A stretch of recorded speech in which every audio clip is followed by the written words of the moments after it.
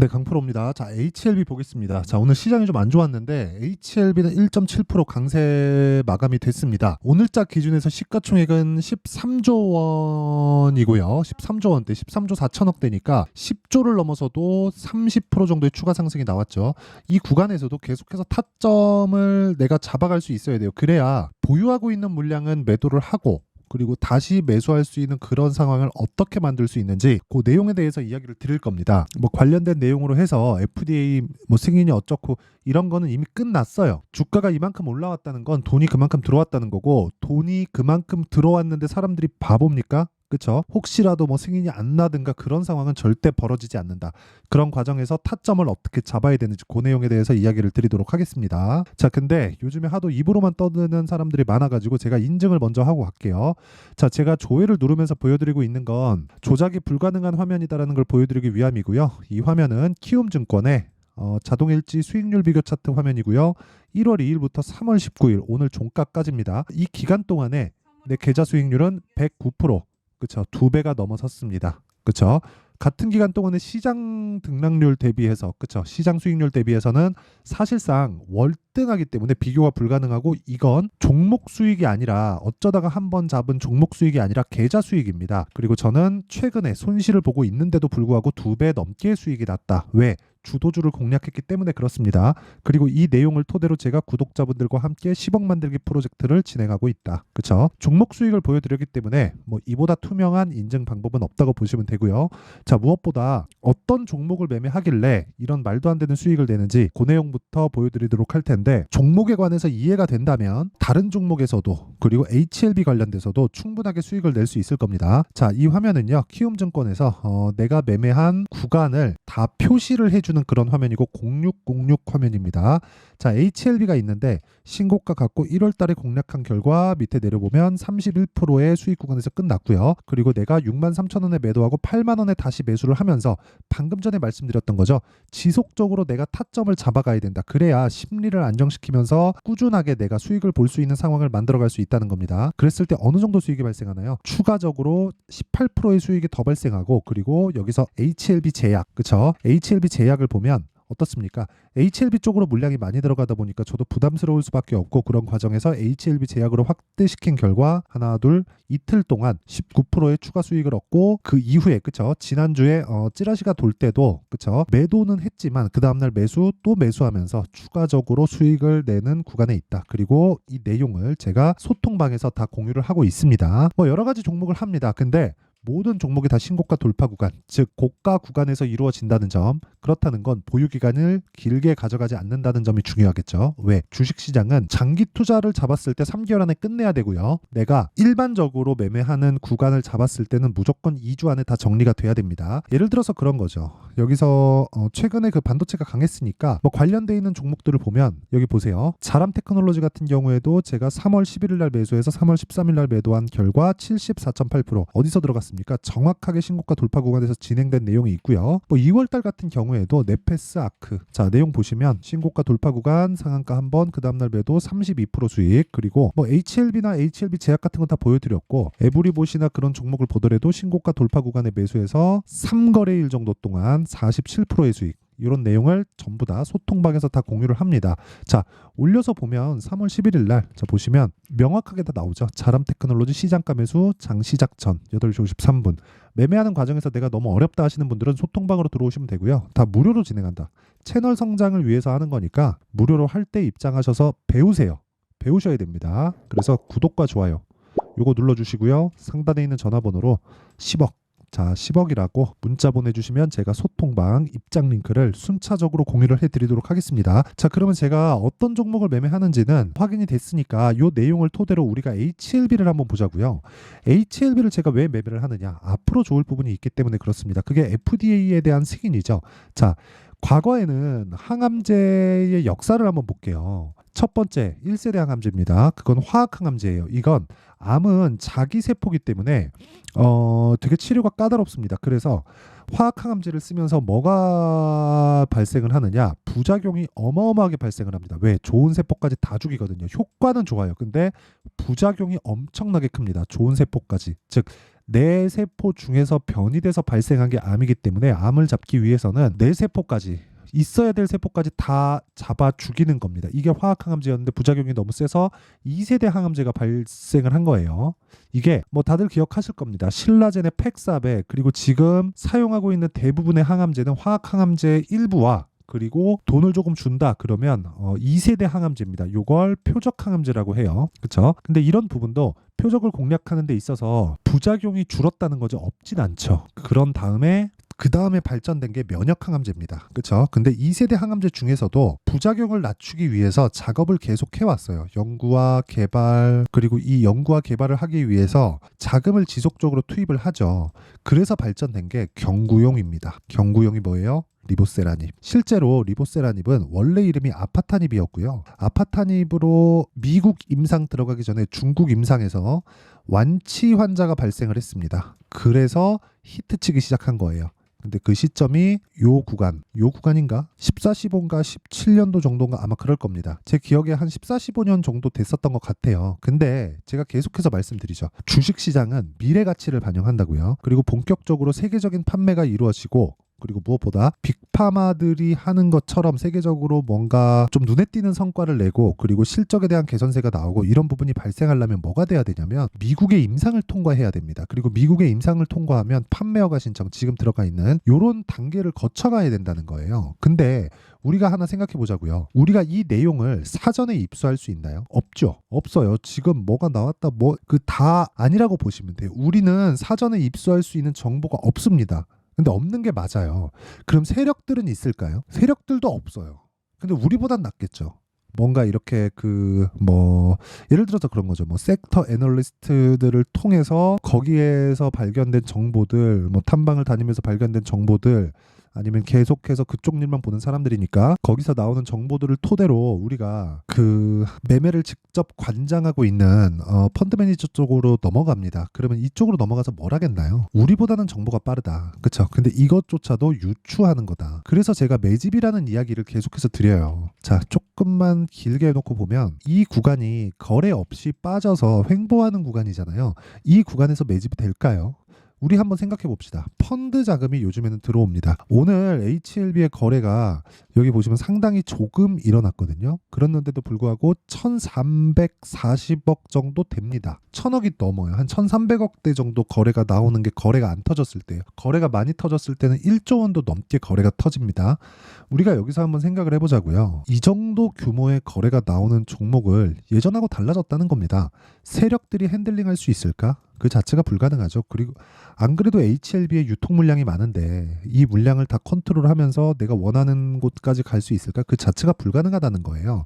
그렇기 때문에 이 구간에서 펀드 자금이라고 할지라도 매집을 했다가 주가가 밀려버리면 펀드는 로스컷 해야 돼요. 일반적으로 우리가 부르는 세력들이라고 하면 그쵸? 뭔가 주식을 관장하면서 뭐 매집을 하고 그리고 주가를 올리기 시작하면 막 상한가로 보내고 이런 것들을 생각하시는데 요즘에는 그런 정도의 상황은 없진 않지만 예전처럼 그런 걸로 인해서 돈을 버는 시대는 지나갔습니다. 시장의 규모가 똑같은 2000포인트라고 할지라도 규모가 너무 달라져도 너무 달라졌어요. 그러면 이 구간에서는 애초에 매집이 일어날 수 없다는 거죠. 펀드 자금이 들어오는 것을 가정한다고 했을 때 왜? 이쪽에서 밀리잖아요. 10% 밀리고 20% 밀리고 30% 밀리잖아요. 이러면 어떻게 되는 줄 아세요? 그 펀드 매니저 잘립니다. 그쵸? 펀드 매니저는 성과로 먹고 사는 건데 그쵸? 그리고 펀드를 운영할 때 로스컷 비율을 무조건 정해놓고 갑니다. 자기가 맡고 있는 자금에서 어느 정도의 로스컷 비율, 즉 손절 비율을 정해놓고 그 손절해야 되는데 안 했다 그러면 보고서 쓰고 다 해야 돼요. 그 짓을 하겠냐고요. 그쵸? 그러니까 애초에 이쪽 구간에서의 매집 자체는 불가능하다. 올라가는 상황에서 매집을 해야 된다. 그래서 제가 계속해서 강조 드리는 거예요. 신고가 구간을 공략해야 된다고. 그런 다음에 우리는 뭐래요? 확인을 한다. 조정 빼고요. 올라가는 과정에서 매수한다. 그게 지금 나오는 내용이에요. 그리고 그런 내용을 모두 지켰을 때 이런 정도의 계좌 수익을 3개월이 되기 전에 낸다. 근데 저는 이런 부분이 손실난 부분까지 다 포함된 겁니다. 이렇게 손실난 부분까지 계속해서 딛고 가죠. 왜? 주도주를 하니까. 주도주는 뭐예요? 올라가는 종목. 올라가는 종목은 뭐예요? 선반영을 받고 있다. 무슨 선반영? 앞으로 좋아질 부분. 그래서 아까 전에 제가 뭐라 그랬습니까? 제가 매매하는 과정을 제가 일일이 다 보여드렸잖아요. 여기 보면 명확하게 다 나옵니다. 보세요. 12월 달에 신고가 만들고 올라가는 과정에서 뭐가 나왔습니까? 쭉 보면 매수 올라가는 과정에서 4일 동안 쭉 보면 30% 수익. 모든 부분들을 다 확인해서 들어간다. 그랬을 때 꾸준한 수익을 낼 수 있는 상황을 만들어갈 수 있는 거예요. 올라가면 올라갈수록 무서워합니다. 그리고 내가 충분히 돈을 먹었다고 할지라도 올라가는 과정에서 내가 팔고 더 올라가면 고가에서 물리는 경우가 허다합니다. 그러면 땅을 치고 후회하겠죠. 그렇기 때문에 타점이 중요한 거예요. 하지만 가격이 만들어지는 원리에 대해서는 지금까지 말씀드렸죠. 선반영. 그리고 앞으로 좋을 부분에 대한 먼저 반영시키는 가격적인 움직임. 요게 가격 형성의 원리예요. 그런데 타점에 대한 부분은 이거하고는 이야기가 다르다는 겁니다. 움직이기 때문에 실시간으로 내용을 파악해서 경험해보는 수 말고는 없어요. 그래서 제가 채널 성장을 위해서 소통방에서 계속해서 매매를 진행하고 있는 거고, 자람 테크놀로지 같은 거 보세요. 3월 11일 날 75% 3일 걸렸습니다. 3일. 그쵸? 이런 상황을 지속적으로 만들어 가야지만 내가 꾸준하게 수익 실현을 해 갈 수 있다는 거고, 내가 이런 타점에 대해서 잘 모르겠다 하시는 분들은 소통방으로 들어오시고요. 구독과 좋아요. 돈 안 받아요. 구독과 좋아요 눌러주시고 상단에 있는 전화번호로 10억이라고 문자 보내주시면 됩니다. 자, 그러면 내용 정리 한번 할게요. 주식시장은 미래가치를 반영한다. 가격이. 그러면 올라가는 과정에서 가격이 먼저 뜨니까, 그쵸? 올라가면서 실적을 확인해야 돼요. 근데 실적이 안 나오면 떨어질 수 있겠죠? 언제 떨어져요? 올라가고 난 뒤에. 그래서 우리는 보유기간을 짧게 가져갑니다. 그러려면 어떻게 해야 돼요? 내가 고가에 팔라는 생각을 버리고 저가에 살라는 생각을 버려야 됩니다. 그렇죠? 지금 상황에 대입해 보면 지금 강하고 신고가에 가 있는 종목들이 3월달에 준비해서 4월달, 5월달에 주도주가 된다는 겁니다. 그렇죠? 그런 종목군들을 어떻게 분류를 해야 될지, 타점을 어떻게 잡아야 될지, 그 내용에 대한 부분을 제가 이해를 시켜 드릴 테니까 영상 끝까지 시청하시고요. 모든 분들이 성공 투자하셨으면 참 좋겠습니다. 자, 24년도가 돼도 여전히 시장은 녹록지 못합니다. 이런 상황이 벌어지는 건 어쩔 수 없습니다. 이런 상황에서도 수익이 나는 종목들의 구조는 변하지 않습니다. 즉, 대시세 종목에 대한 구조는 변하지 않는다는 거고, 실제 제가 소통방에서 지속적으로 이야기를 드리고 있는 내용도 대시세 종목이나 시장 주도주를 공략하는 건 철저하게 가격 분석을 하라고 이야기를 드리고, 가격 분석 이후에는 이슈에 대한 파악, 그리고 이슈를 파악하고 나서는 다시 내가 얼마에 매수할지 그 타점에 대한 부분을 지속적으로 언급을 하고 있습니다. 자, 근데 생각해 보세요. 1월 달에 시장이 굉장히 어려웠습니다. 어려운 상황에서의 어떤 종목들이 강했냐 보면 반도체와 그리고 바이오입니다. 자, 실제 여기 보면요. HLB에 제가 실제 매매한 내용을 띄워놓고 보여드리고 있는데, 1월 22일부터 매매를 시작해서 4일 동안 31%의 수익 마감이 됐고요. 그리고 여전히 신고가 종목입니다. 자, 그리고 그 다음 어보브 반도체, 이름을 보시다시피 반도체 종목이죠. 그리고 AI 반도체는 지속적으로 강세를 보이고 있습니다. 이 종목도 신고가를 먼저 달성한 이후에 제가 21%의 단기간에 21%의 큰 수익을 내고 마감이 됐습니다. 다시 재공략을 준비하고 있고, 이런 부분은 소통방에서 다 공유를 해드립니다. 자, 그리고 그 다음 코세스. 자, 코세스 같은 종목도 당연히 그쵸, 신고가 종목이고요. 그리고 반도체 종목입니다. 이 종목도 영업일 기준에서 이틀 동안 대략 한 15%의 수익 마감이 됐습니다. 내용을 한번 보시면 어떻습니까? HLB를 포함해서 뭐 30%, 20%, 뭐 15% 이런 식의 수익이 지속적으로 발생하고 있는데, 이 세 종목 모두 다 신고가 종목이고 1월 달에 시장이 약세를 보이고 있는 구간에서도 강했었던 그런 종목입니다. 특징점이 하나 있는데, 그 이슈에 앞서서 가격이 먼저 반영했다는 거죠. 자, 근데 그게 기업 밸류업 프로그램이라고 하죠.